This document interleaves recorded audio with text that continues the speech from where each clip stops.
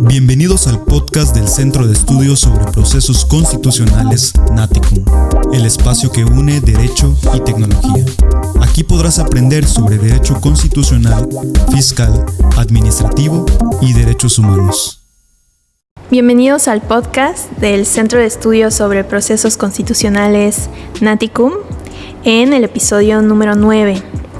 Esta tarde tengo el gusto y el honor de estar acompañada por el maestro Absalón Álvarez Escalante, quien es director de la Facultad de Derecho de la Universidad Anáhuac Mayab, para discutir el tema de la reforma laboral en México. Maestro Absalón, ¿cómo está? Bienvenido. Pues muy agradecido, muy honrado por la invitación y pues aquí a entera disposición para platicar sobre los temas vinculados con la reforma laboral. Muchas gracias por la invitación. Muchas gracias a usted, maestro. Sabemos que usted es un experto en materia laboral y bueno, hoy quisiera iniciar preguntando un poquito sobre cuál es la necesidad, por qué surgió esta reforma laboral.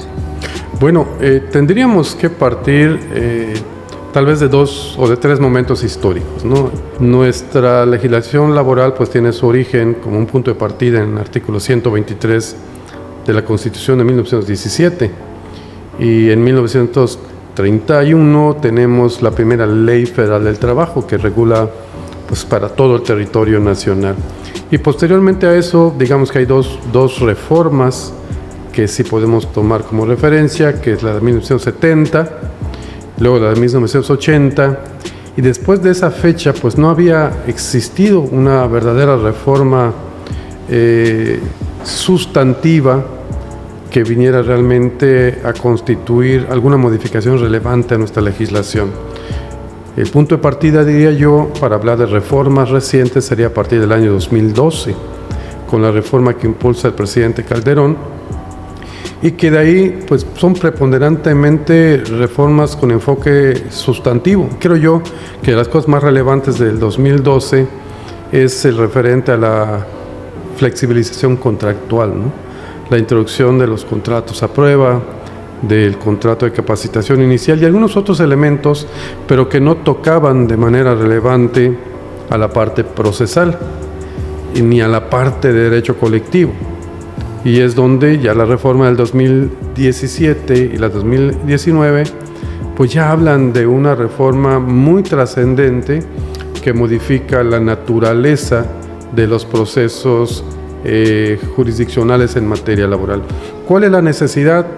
Bueno, realmente sabemos que la dinámica social de manera continua y permanente nos pide ir adecuando nuestra normatividad para atender la problemática a la que va dirigida cada disciplina.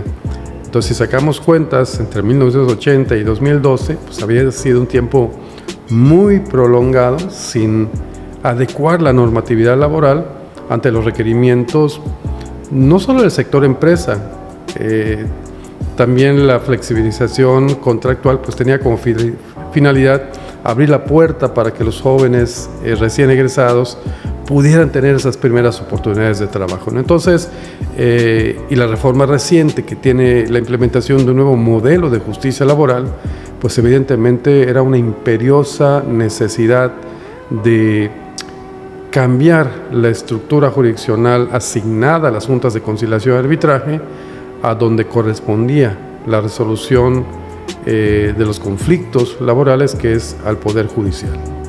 De acuerdo, maestro, muchas gracias.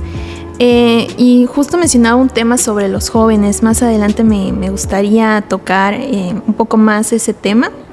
Pero regresando un poco a la estructura de este nuevo sistema, ¿cómo es que va a funcionar o está funcionando el nuevo sistema de justicia laboral en México?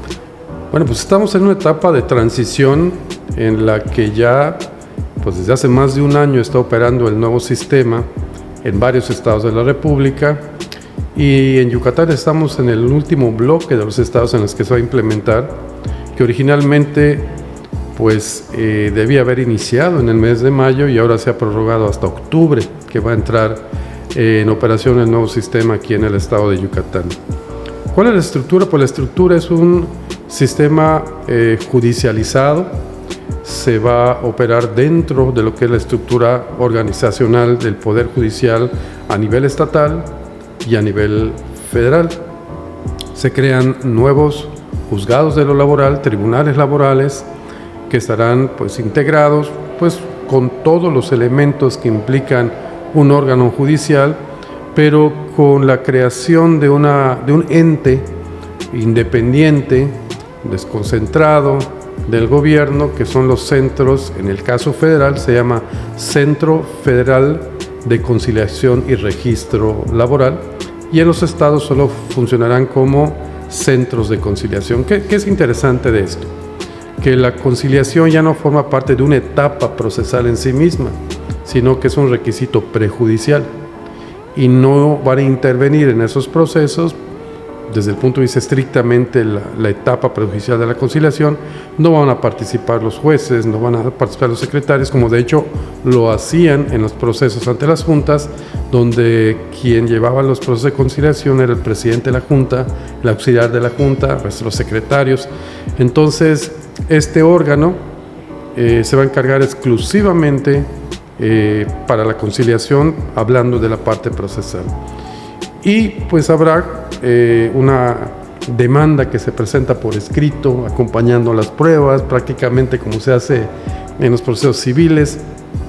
Y bueno, es toda una etapa de una audiencia preliminar, la audiencia de juicio, etcétera, etcétera. Digamos, en términos generales se homologan los procesos judiciales que conocemos, pero con una característica que creo yo fue muy debatida, en el que, bueno, para empezar, México es el último país latinoamericano que judicializa sus procesos laborales.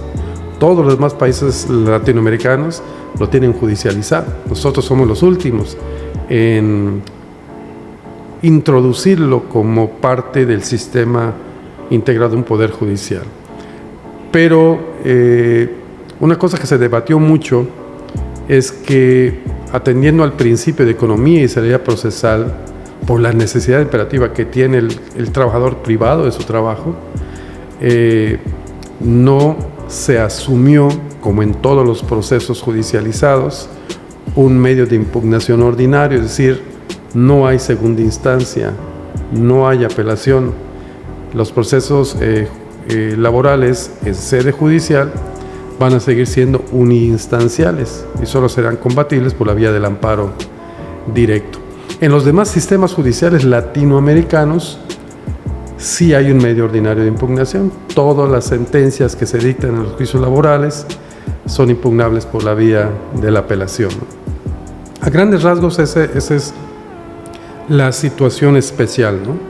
La conciliación previa en un órgano totalmente ajeno a lo que es la autoridad judicial, y que además en materia federal no se limita a la función de conciliación, sino que además va a ser el encargado de llevar el registro sindical, el registro de contratos colectivos, el registro de cambios de directivas, todo lo que tiene que ver con la parte de registro sindical y contratos colectivos va a ser 100% a cargo del Centro Federal. Ni siquiera los entes estatales van a poder registrar a los sindicatos y los contratos colectivos. Muy interesante, maestra. Muchas gracias. Hablando un poquito sobre las garantías, ¿cuáles son estas garantías que nos ofrece este nuevo sistema de justicia?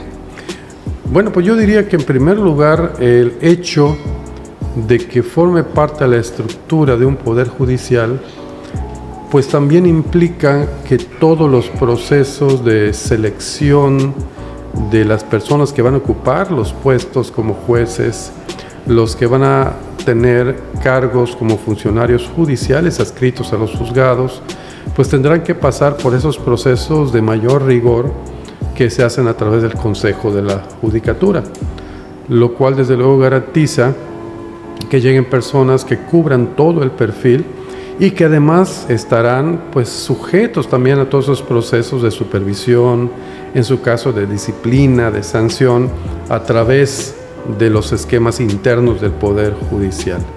Entonces, yo creo que es muy favorable, y de hecho durante todo ese proceso de implementación, pues han habido cursos de capacitación para todos los que aspiraron o aspiran a integrarse a formar parte de sus sistemas. En Yucatán, pues tuvimos la oportunidad de colaborar con el Comité para la Implementación del Modelo en el Estado y participar precisamente en representación de la universidad al comité encargado de apoyar al Poder Judicial Estatal, al Tribunal Superior de Justicia, al desarrollo de los cursos de capacitación que ahora están en los procesos ya de selección que les van a integrar. Entonces, ¿qué garantía hay? Pues yo creo que para el justiciable, el que la persona que sea asignada a administrar justicia laboral en sede judicial pase por esos cursos, por esos filtros y por esas supervisiones a través del Consejo de la Judicatura, pues garantiza una mayor seguridad de ética, de honestidad, de capacidad, de conocimiento. Y desde luego, pues permite también que quienes realicen esa función, pues también tengan una remuneración justa por la función que realizan, ¿no? Porque desafortunadamente sabemos que ante la figura de las juntas de conciliación y arbitraje, dependientes del Poder Ejecutivo, sí, pues tenían una asignación presupuestal muy limitada y las remuneraciones de los funcionarios de las juntas pues no eran las más idóneas para alta responsabilidad que desempeñaban. Entonces, al formar parte ya de un poder judicial, pues tendrán que homologarse esas retribuciones en el mismo nivel que lo hacen los demás jueces de primera instancia. De acuerdo. Y bueno, en el tema de la conciliación, hemos escuchado, por ejemplo, que se está haciendo una apuesta muy fuerte por este campo. ¿Qué nos puede platicar sobre ello? ¿Realmente estamos preparados para resolver la mayor parte de los conflictos por esta vía? Pues mira, yo lo que te digo en ese aspecto es que desde la reforma del 2012 se intentó dar al tema de la conciliación la relevancia que realmente se merece. La Organización Internacional del Trabajo, la OIT, que nos da de alguna manera los lineamientos con base a los cuales, una vez que ratificamos los convenios de la OIT, los fundamentales y los prioritarios, y los trasladamos a legislación nacional, buscan que a través de la conciliación se resuelvan con la mayor celeridad posible los conflictos laborales. Mientras más tardío es un proceso, a quien más afecta es al trabajador. Mientras más rápido se resuelva, no solo solucionamos un problema obrero-patronal, sino resolvemos un conflicto también que trasciende a la familia, que está afectada por la falta de ingreso del trabajador. Entonces, mientras más asuntos se concilien, es más útil el proceso en beneficio de los trabajadores, sus familias y por ende de la sociedad.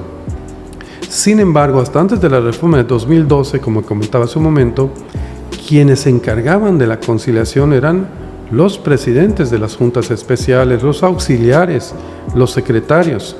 A partir de la reforma del 2012 se creó la figura del funcionario conciliador, que lo que proponía era de que hubiesen estos puestos dentro del sistema de personas capacitadas para el desarrollo de la actividad conciliadora y que no fueran ni secretarios ni auxiliares de presidentes, sino que fueran funcionarios conciliadores.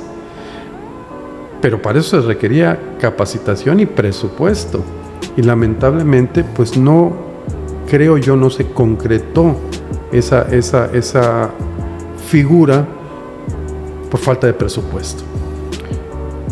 Cuando hablamos de la reforma ya del 2019,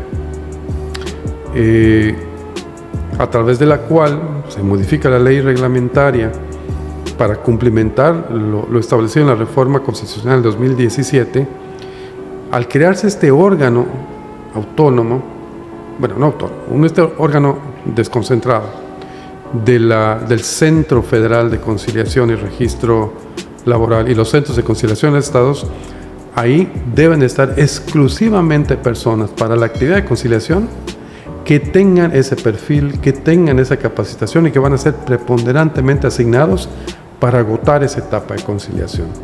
Entonces, ya va a existir este ente cuya función va a ser preponderantemente para la parte procesal, prejudicial, la conciliación a través de expertos preparados para la materia. Y yo creo que sí debe lograrse un buen resultado. La verdad, las estadísticas de conciliación son bastante elevadas.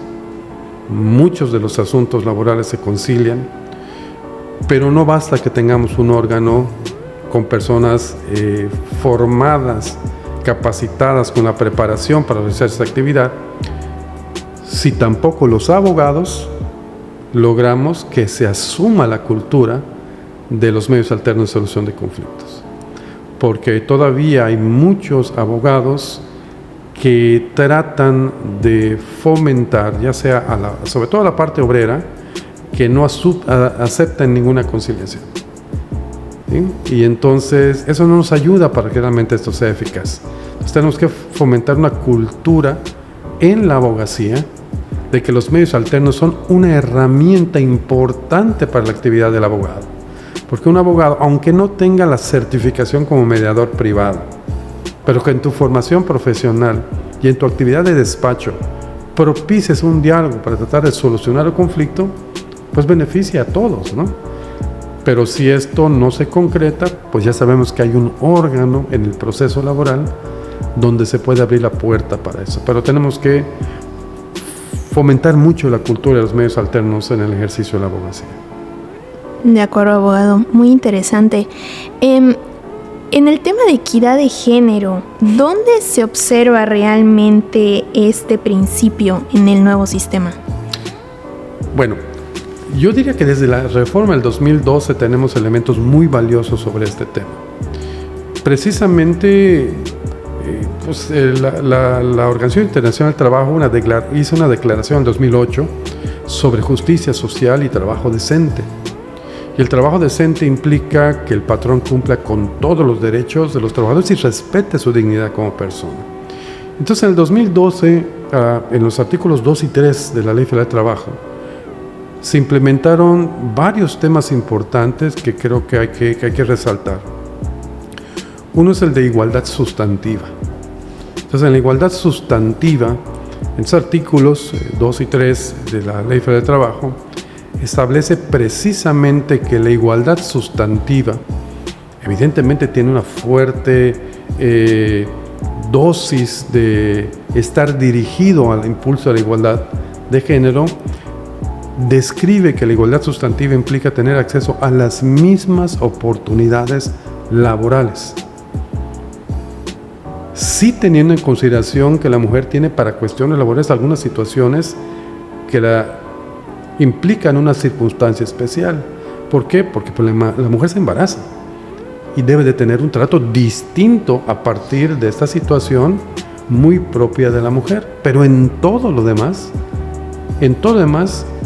la ley implica que todos tenemos que impulsar esta igualdad de oportunidades entre hombres y mujeres, sin tener nada que ver la cuestión de género, sino la capacidad, las competencias, la experiencia, y que un puesto vacante sea accesible a todos. Pero por otra parte, también el artículo 3 dice que no debe haber discriminación de ningún tipo. Y entre los elementos de discriminación, pues se habla, desde luego, por género, por preferencia sexual, por raza, por nacionalidad. Y entonces ahí hablamos mucho con las empresas, decir, a ver, cuidado, de ninguna manera es permitido, porque no solo sería violatorio de la Ley Federal del Trabajo, sino violatorio de derechos humanos, violatorio de los tratados internacionales de materia laboral, que tú lances públicamente una convocatoria para una vacante de puesto diciendo para ocupar el puesto de, y que pongas mujer de 25 años de edad. Eso es discriminatorio, porque no puede haber un puesto que se ponga a disposición y que una de las variantes fundamentales para ocuparlo es que seas hombre o que seas mujer o que tengas una edad. Eso sería altamente discriminatorio y violaría la igualdad. con la diferencia que hay puestos específicos que requieren algún perfil especial, pero hay que justificar. Y eso ya no sería discriminatorio, sería una competencia o unos perfiles que son inherentes al puesto que se va a desempeñar. Entonces, sí, desde 2012 se implementó esta precisión de la igualdad sustantiva que tiene que respetarse laboralmente. Y bajo esa premisa, todo juzgador tendrá que tener esta perspectiva de género al momento de emitir una resolución laboral también. Ok, de acuerdo, muchas gracias, licenciado. Regresando un poquito a lo que nos comentaba al principio, me gustaría que si pudiera hacernos el favor de platicarnos cuáles son estas nuevas oportunidades que tenemos los jóvenes. Aquí en el podcast tenemos muchos de nuestros escuchas, son personas jóvenes, entonces si pudiera platicarnos cuáles son estas nuevas oportunidades y también cómo un joven tal vez recién egresado o que quiera empezar a adentrarse un poco más en el ámbito del derecho laboral, ¿cuáles serían sus recomendaciones? Bueno, en el tema de las modalidades contractuales que se introdujeron en el 2012, fueron esencialmente dos: el contrato a prueba y el contrato de capacitación inicial. Hasta antes de la reforma del 2012, y esto, pues el contrato a prueba existía en la ley del 70, desapareció en el 80, pero regresa entonces en el 2012. ¿Y por qué es trascendente y por qué se vincula con las oportunidades para jóvenes? Porque las empresas tenían mucho temor de darle oportunidad a gente joven, porque como establece la ley que a partir de que se presta el primer minuto de prestar un servicio personal subordinado, ya se genera un vínculo jurídico laboral, entonces las empresas decían, no me voy a arriesgar. Y eso pues desalentaba mucho la posibilidad de dar oportunidad a jóvenes para probar si eran aptos, si tenían el perfil. Y entonces fue muy difícil convencer a los legisladores de que el contrato a prueba sí pudiera tener beneficios, porque eso permitiría que el patrón pudiera dar acceso a jóvenes a punto de egresar o recién egresados para la oportunidad de probar sus competencias. Porque hasta antes de eso, una vez que ingresabas y nacía ese vínculo, la única opción que tenías para poder prescindir de alguien que no tenía la aptitud era despedirlo, con fundamento en la fracción primera del artículo 47, pero eso implicaba que tenías un mes para ver si era apto o no, pero solo podías despedirlo porque no tuviera la aptitud, demostrando que te engañó con los documentos, con las recomendaciones. Entonces era una carga probatoria difícil. Pero al abrirse nuevamente la opción del contrato a prueba, pues entonces ya hay periodos que establece la ley, un periodo de 30 días, por ejemplo, y para cargos directivos hasta 6 meses, 180 días, y con una evaluación de desempeño no se cumple con los requisitos o no se da el perfil, pues se da por terminado el contrato sin responsabilidad para el patrón. Y ahí nos pone la ley que, escuchando la opinión de la Comisión Mixta de Productividad, Capacitación y Adiestramiento, también se da por terminado. Pero a veces no es suficiente la estructura de un contrato a prueba, porque a veces el aspirante a titular de un puesto, pues primero tiene que conocerlo, ¿no? Entonces se crea la figura del contrato de capacitación inicial. Y ese contrato de capacitación inicial pues tiene que estar dentro de un programa anual de capacitación y un programa específico de inducción, en donde el aspirante pues entra a un proceso, transita por todos los elementos de capacitación y al final se le hace una evaluación para ver si aprovechó la capacitación, y si la cumple, pues ya se queda como titular del puesto definitivo. Entonces, eso permitió que muchas empresas dijeran, bajo esa premisa, abro la puerta a la oportunidad y salimos ganando todos. Yo descubro que hay alguien competente, joven, me lo demuestra y me quedo con este valor enorme en la empresa, ¿no? Pero no por tenerlo me quedo obligado a que permanezca si no tiene el perfil. Pero eso también tiene que estar combinado con convenios de colaboración con universidades para que el estudiante tenga acceso a prácticas profesionales. Y esas prácticas profesionales entran bajo un convenio de colaboración académica, que es otra perspectiva, ¿no? Entonces, yo creo que eso abrió una puerta. Yo sí creo que muchos jóvenes han tenido acceso a esa oportunidad. Muchas empresas han abierto estas posibilidades, pero creo que todavía no se está aprovechando lo suficiente. Porque sí queda esa duda, bueno, ¿qué pasa si yo no tengo comisión mixta de productividad, capacitación y adiestramiento? Bastará solo la opinión del patrón para decir que no reunió la expectativa. Y bueno, ahí tendremos que estar viendo cómo se van dando los criterios. Pero creo que esa fue una enorme puerta que se abrió para que empresas puedan evaluar desempeño de jóvenes y para que muchos jóvenes tengan la opción de insertarse en la actividad empresarial. Muy bien, muchas gracias. Realmente, como usted lo comenta, ¿no? Es una oportunidad que debiéramos todos conocer. Muchas veces pues no nos enteramos de que estas cosas están reguladas cuando es así. Y para ir finalizando, ¿cuáles serían estas recomendaciones para tal vez un abogado joven que quiera adentrarse a empezar a trabajar en el mundo del derecho laboral? Pues yo creo que precisamente es un área de enorme oportunidad. Porque, por ejemplo, este tema de los contratos de capacitación inicial y contrato bajo esa visión es una visión corporativa laboral. Y hoy por hoy, por ejemplo, una de las figuras que están adquiriendo una fortaleza enorme y se convierte en una imperiosa necesidad de las empresas son los programas de compliance, los programas para el cumplimiento normativo integral de la empresa. Pero uno de los ámbitos que requerirá muchísimo mayor fortalecimiento es el área del compliance laboral, que integra no solo la gestión administrativa del empleado, sino todo un proyecto que va desde la etapa de reclutamiento, selección, modalidades de contratación.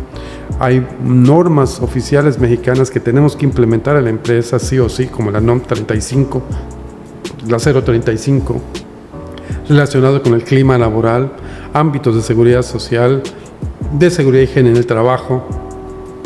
El área laboral, el área corporativa laboral, es un área de enorme oportunidad, porque laboral no solo son demandas, no solo son audiencias. Una empresa es exitosa en la medida de que sus relaciones laborales dentro de la empresa son sanas, son sólidas, porque todas las empresas o producen bienes, o otorgan servicios, o distribuyen, o comercializan, pero no lo hace el inversor, lo hace el personal. Y entonces no todo es la parte económica. Toda la parte operativa, toda la parte de producción, toda la parte de comercialización, todo el quehacer de la empresa se hace a través del elemento humano, de las personas. Y cada vez más va a ser importante que las empresas tengan asesores jurídicos laborales que le den seguridad jurídica en lo tocante a la parte laboral de gestión de personal dentro de la empresa.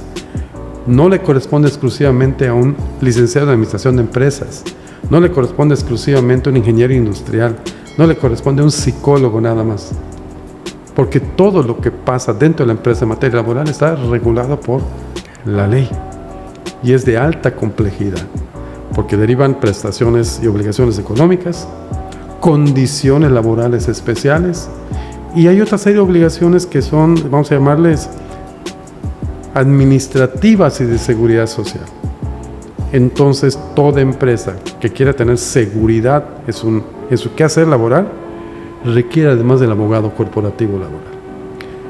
Si además de esto pensamos que hay todo un universo de opciones para ser abogados, asesores de trabajadores en demandas laborales, pues es otro escenario. Pero también se requieren excelentemente preparados abogados patronales también que defiendan los patrones en los tribunales. Si además de eso sabemos que en las grandes empresas inevitablemente va a haber un vínculo colectivo laboral con un sindicato y que hay que entrar a negociación colectiva de contratos colectivos, de contratos ley, de revisiones contractuales, la verdad, el abogado laboralista tiene un potencial enorme de actividad profesional. Muchas gracias, maestro Absalón. ¿Pudiera, por favor, compartirnos un poco de su trayectoria como abogado laboralista? ¡Wow! Pues ya ha sido una larga historia. Bueno, mi paso previo a la parte estrictamente laboral, yo estuve precisamente de practicante en el área jurídica de la Cámara de Comercio de Mérida, aquí en Yucatán, y esta área jurídica, entre otras áreas, tenía el área laboral, patronal, y esto pues me llamó mucho la atención, y en algún momento salió la oportunidad de integrarme en la Procuraduría de la Defensa del Trabajo del Gobierno del Estado de Yucatán. Ahí estuve un buen tiempo como procurador auxiliar, asesorando a trabajadores, llevando audiencias de los trabajadores en la Junta Local de Conciliación y Arbitraje, que estaba pues en esos tiempos en lo que se llama la Casa del Pueblo. Y estando ahí, personas que colaboraban en el jurídico de Ferrocarriles Unidos del Sureste, se llamaban en ese entonces, me invitaron a integrarme al Departamento Jurídico Laboral de los Ferrocarriles Unidos del Sureste. Y ahí ingresé y estuve prácticamente durante 10 años, primero como abogado auxiliar, luego como abogado y luego como director jurídico regional laboral, abarcando los estados que iban desde Veracruz, Tabasco, Chiapas, Campeche y Yucatán, porque no había ferrocarriles en Quintana Roo, no había proyecto de Tren Maya, ¿no? Hasta ahí llegábamos. Y posteriormente, cuando me retiro de ahí, pues fundamos un despacho laboral y pues estuve en ese despacho como director, como socio, luego como director, estrictamente para cuestiones corporativas laborales, asesorando empresas, defendiendo empresas, que ha sido de alguna manera mi vocación, ¿no? Porque no todo es también la parte del trabajador, que sí requiere un apoyo, pero también hay que pensar que los patrones invierten capital, invierten dinero, arriesgan, generan empleos y también pueden ser víctimas de injusticias, ¿no? Y fortalecer esa área también es importante. Y ahí estuve hasta el año 2004, en el que empiezo a colaborar también en la Universidad de Anáhuac Mayap, y ya la parte de tribunales ya no era posible realizarla, y desde entonces hasta la fecha lo que hago es consultoría corporativa laboral, y sigo siendo un apasionado de apoyar jurídicamente a la planeación de las empresas en la materia laboral. Qué interesante, maestro. Muchísimas gracias por aceptar tener este espacio con nosotros. Es un verdadero privilegio, maestro Absalón, el haberlo tenido aquí con nosotros en el podcast Naticum, discutiendo un tema tan importante y tan apasionante como lo es el derecho laboral. A nuestros escuchas les solicitamos que estén pendientes de nuestras redes sociales para estar atentos al contenido de los nuevos podcasts. Muchas gracias. Gracias a ustedes. Hasta luego. Hasta luego. Gracias por habernos escuchado. Recuerda seguirnos en nuestras redes sociales como @Naticum o visita nuestra página de internet www.naticum.com para todo el contenido en materia constitucional, fiscal, administrativo y derechos humanos.